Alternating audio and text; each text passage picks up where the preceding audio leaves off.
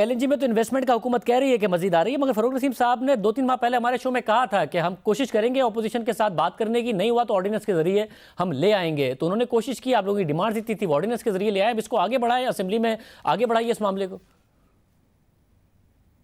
देखिए शाहजेब, कानून को बेहतर करें, और कैसे बेहतर करें? सुप्रीम कोर्ट का अपना जो एक ऑब्जर्वेशंस है, उनकी रिकमेंडेशंस हैं, उन्होंने 12 तलक हिसाब केस अगर आप देख लें 2018 का, उन्होंने 12 कहा कि इसमें बेल होनी चाहिए। पार्लियामेंट को उन्होंने कहा कि इसमें बेल का वो होना चाहिए, फंडामेंटल राइट है। जो ट्रायल है 30 डेज का, उसको ज्यादा करना चाहिए, क्योंकि 30 डेज में कोई ट्रायल कंक्लूड नहीं हो सकता जिस किस्म की नैब की हरकतें। और तीसरा ये होना चाहिए कि आपका रिमांड अभी भी 90 दिन का है, अभी भी ओनर्स बर्डन जो है वो एक्यूज के ऊपर है। वो तो मकसद ये है आगे इस तरह चलना चाहिए कि कानून में बेहतरी लाएं, कानून को बेहतर करें।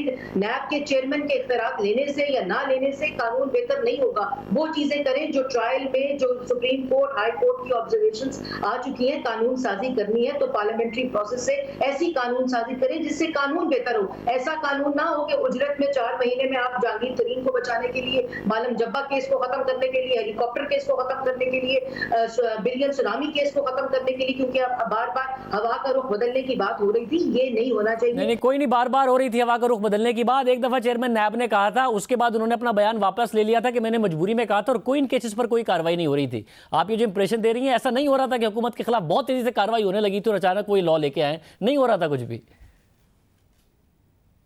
बिल्कुल नहीं हो रहा। देखिए, मैं तो ये कह रही हूँ कि इसमें होना ना होना मुस्लिम लीग साइड पर छोड़ दे।